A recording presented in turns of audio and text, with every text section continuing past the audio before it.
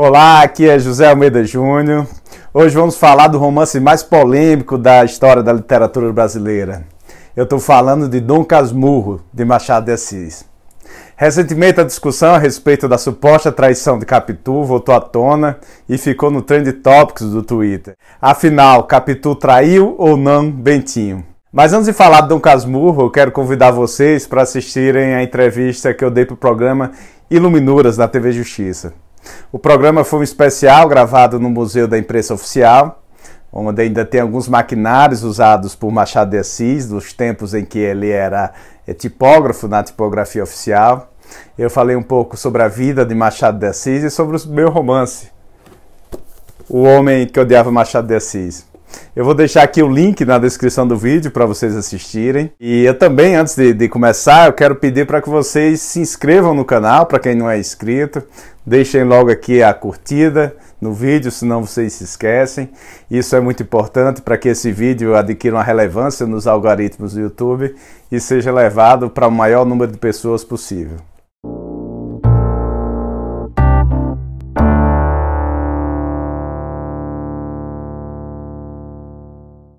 Dom Casmurro foi publicado pela primeira vez no ano de 1900 pela Livraria Garnier. Teve uma tiragem inicial de 2.000 exemplares, o que era muito para a época.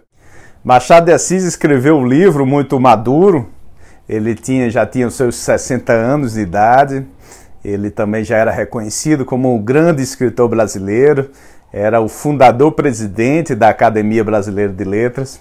Então, Dom Casmurro, assim que saiu, foi publicado, já teve uma relevância muito importante. Provavelmente vocês já devem conhecer o enredo do livro, mas eu vou falar para vocês se lembrarem, para quem ainda não leu, correr e pegar um livro, Dom Casmurro, para ler. Dom Casmurro é um romance narrado em primeira pessoa por Bento Santiago. Acho que nós podemos dividir aqui o livro em duas partes. Na primeira parte, Bentinho narra a sua juventude. Essa corresponde a aproximadamente 2/3 do livro. Na segunda parte, o terço final da obra, Bentinho conta a história dele do casamento com Capitu. E essa divisão de 2/3 do livro para a juventude e 1/3 para a fase final é importante e vai ser crucial para que vocês tirem as suas próprias conclusões a respeito da traição ou não de Capitu, e eu vou voltar a esse tema daqui a pouco, no final do vídeo. No início da primeira parte, Bentinho escuta José Dias, um agregado da família, conversando com Dona Glória, a mãe de Bentinho, sobre a necessidade de cumprir a promessa feita e colocar Bentinho no seminário. José Dias também fala que Bentinho está de namorico com uma vizinha peralta chamada Capitulina, né? Uma vizinha que tinha olhos de cigana, oblíqua e dissimulada. Bentinho fica desesperado, ele escuta essa conversa de José Dias com a mãe dele atrás da porta e ele não quer ficar longe de Capitu. Capitu era uma menina muito mais inteligente, muito mais esperta do que ele, então Capitu começa a planejar soluções para que Bentinho não vá para o seminário. Nessa primeira parte do livro, Bentinho vai mostrando como Capitu é astuta. O próprio Bentinho diz, ela é muito mais mulher do que ele homem. Ela que sempre toma as iniciativas. A famosa cena em que Bentinho está alisando os cabelos de Capitu e ela se deita para trás e fica com os lábios abertos para ser beijada. Em outro capítulo, Capitu escreve o nome dos dois numa árvore e depois tenta enganar o pai dela para que não desconfiasse do namoro dos dois. Mas Bentinho acaba indo para o seminário e só volta para casa nos finais de semana. Lá ele conhece Escobar, que viraria o seu grande amigo até na fase adulta. Escobar também logo ganha proximidade com Dona Glória, ele ganha estima da família. Ainda na juventude, Bentinho começa a ter as primeiras cenas de ciúmes de Capitu, ele passa a vê-la com menos frequência. Dona Glória acaba aceitando a sugestão de Escobar de substituir Bentinho no seminário por uma outra criança pobre para servir ao sacerdócio. Esse tipo de substituição era comum na época para servir ao exército. As famílias ricas enviavam os filhos de pessoas pobres, geralmente pessoas agregadas, pessoas mestiças, pobres, para preservarem os seus. Bentinho então deixa o seminário, ele se forma em direito e depois ele se casa com Capitu. Aí chegamos à segunda parte do livro, que representa uma pequena parte, né? Apenas um terço do número de páginas do livro. O amigo de Bentinho, o Escobar, se casa com Sancha, uma amiga também de Capitu. Os dois casais acabam se tornando amigos e frequentando a casa um do outro.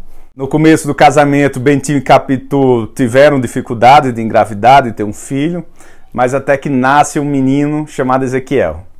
Ezequiel tem a mania de imitar os outros e passa também a imitar Escobar, até que em determinado dia Escobar sai para nadar e morre afogado no mar, né? No capítulo Olhos e Ressaca. No velório, Bentinho percebe algo estranho da forma que Capitu chora diante do cadáver de Escobar. As lágrimas de Bentinho cessam imediatamente e a partir daquele momento Bentinho passaria a alimentar um ciúme doentio até chegar à conclusão de que Capitu e Escobar tiveram um caso e que Ezequiel não era filho dele, mas do amigo Escobar.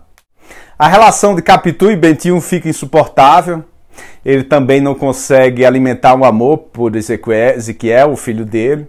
Bentinho chega a colocar uma xícara com veneno para matar o filho. Até que Capitu vai morar na Europa com o filho, né, com Ezequiel. E Bentinho vai viver uma vida de amargura. Desde que o livro foi publicado, praticamente não havia dúvida, tanto da crítica como dos leitores, de que Dom Casmurro era um romance sobre o adultério e que Capitu tinha traído Bentinho. Os críticos davam mais ênfase à primeira parte do romance, em que Bentinho apresentava Capitu como uma moça, uma jovem não confiável.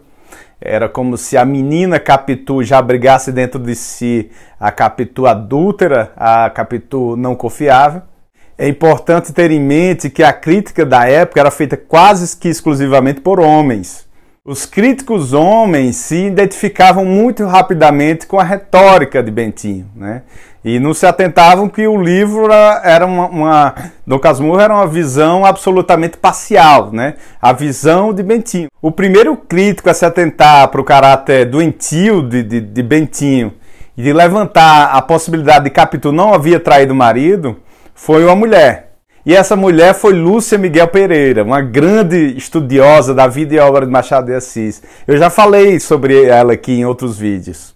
Mas quem apresentou argumentos mais sólidos para mudar a chave de interpretação de Dom Casmurro de romance de adultério para uma obra sobre o ciúme foi uma outra mulher, uma estudiosa americana da obra de Shakespeare, chamada Ellen Cadwell. Ela publicou um estudo chamado Otelo Brasileiro de Machado de Assis. Vou mostrar aqui esse livro aqui para vocês. Por incrível que pareça, esse livro, apesar da importância, foi traduzido para o Brasil apenas no ano 2002. Ellen, como grande conhecedora de Shakespeare, percebeu que Bentinho fez uma leitura completamente equivocada de Otelo. No livro, em determinado capítulo, Bentinho vai assistir a peça no teatro. E ao final, depois que Otelo mata Desdémona e se mata, ele chega à conclusão de que Capitu deveria ser morta, assim como Desdémona. Bentinho deturpa totalmente os fatos e os sentidos da história da peça de Otelo para culpar mais ainda Capitu. Quem já leu Otelo ou assistiu a peça sabe que se trata de uma obra essencialmente sobre o ciúme. Em nenhum momento da peça ficam dúvidas de que Desdémona foi uma vítima de uma armação de Iago e também uma vítima do ciúme de Otelo. Desdémona era inocente e isso fica claro desde o início da peça. Bentinho estava tão tomado pelo ciúme que ele distorce o sentido da peça de Otelo para convencer o leitor a ficar contra Capitu. Ellen mostra que Bentinho é um narrador não confiável e que Dom Casmurro, na verdade, é um libelo de acusação contra Capitu. Ellen faz também outros paralelos entre Dom Casmurro e Otelo. Por exemplo, Capitu, assim como Desdémona, foi capaz de enganar o próprio pai. E numa sociedade, numa cultura patriarcal, a mulher que é capaz de enganar o próprio pai não é nem um pouco confiável. Ela então consegue matar a charada de Dom Casmurro e desvendou um mistério que não foi notado pelos críticos homens por mais de 50 anos. Depois desse apanhado sobre as interpretações de Dom Casmurro, nós voltamos à pergunta inicial. Afinal, Capitu traiu ou não Bentinho com Escobar? Pessoal, como eu falei, Dom Casmurro é um romance sobre o ciúme e não sobre o adultério. Então essa pergunta sobre a traição não tem tanta relevância para você compreender o romance. Pelo contrário, pode até enfraquecer, porque tira o foco do livro, que é o ciúme doentio de Bentinho, para fazer um julgamento extremamente machista do comportamento de Capitu. Então é preciso saber que Dom Casmurro é uma obra sobre o ciúme, assim como Otelo de Shakespeare. O romance dá várias interpretações e nunca se chegará a uma conclusão, até porque parece que foi esse o objetivo de Machado de Assis ao escrever Dom Casmurro. Mas é lógico que eu, como leitor, assim como vocês, eu tenho uma opinião formada. Na minha primeira leitura que eu fiz dos tempos de escola, inclusive eu participei no tribunal como um acusador de Capitu, nos tempos de escola, eu não tinha a menor dúvida da traição de Capitu. Quando eu li novamente o livro em 2012, eu achei que o livro não era sobre adultério, mas tinha um foco no ciúme. Mas ainda não tinha chegado às minhas conclusões sobre a traição ou não. Mas na última leitura que eu fiz esse ano, 2019, eu cheguei a uma outra conclusão. E essa é a grandeza dos clássicos, né?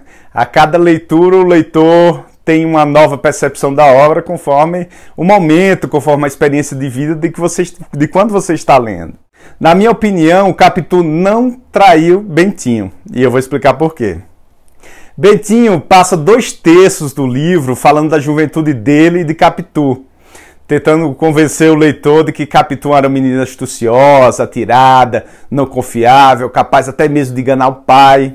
E na última parte, apenas 1/3 do livro, uma pequena parte do livro, Bentinho resolve falar da vida adulta dele com Capitu. E quando ele faz isso, ele não traz nenhuma prova da traição.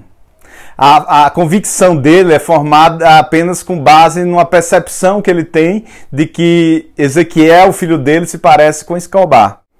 Mas no livro, o próprio Bentinho diz que Capitu também se parece com a mãe de Sancha, que é uma coisa inexplicável. Então, essa coisa de parecer com um personagem ou não significa muita coisa. Além do mais, o menino Ezequiel ficava imitando gestos de Escobar o tempo todo, o que pode ter contribuído para que Bentinho achasse o filho parecido com um amigo. E pessoal, essa proporção das duas partes do livro, 2/3, maior parte para falar da juventude, 1/3 apenas para mostrar a vida adulta, mostra que Bentinho estava tentando desviar o foco da sua acusação. O livro, Dom Casmurro, é uma peça de acusação. Essa tática é muito usada no direito e na argumentação em geral, de tirar o foco naquilo que interessa. Então Bentinho, como advogado que era, passa a maior parte do tempo mostrando que a jovem Capitu era uma pessoa não confiável, em vez de apresentar argumentos ou prova de uma suposta traição de Capitu. Então, só para concluir, Capitu, na minha leitura pessoal, embora esse não seja o foco do romance, não traiu Bentinho, pelo contrário, ela foi vítima de um menino mimado. Capitu, por outro lado, totalmente muito superior a Bentinho, tem uma postura muito digna, depois que percebeu que o casamento estava sustentado, ela arrumou as malas, pegou o filho e foi morar na Europa. E deixou aqui o Bentinho amargurado no Brasil para escrever o livro Dom Casmurro. Pessoal, eu quero saber se vocês já leram Dom Casmurro, o que vocês acham do romance, se o foco do livro é o adultério ou o ciúme. E Capitu, vocês acham que traiu ou não Bentinho? Isso é importante ou não para a obra? Deixem aqui a resposta nos comentários. E não se esqueçam de deixar aqui também a sua curtida, de se inscrever no canal para quem não é inscrito, porque no próximo vídeo eu também vou falar sobre uma obra que trata do ciúme. Nós vamos falar de São Bernardo, de Graciliano Ramos. Obrigado por assistir o vídeo até o final e até a próxima.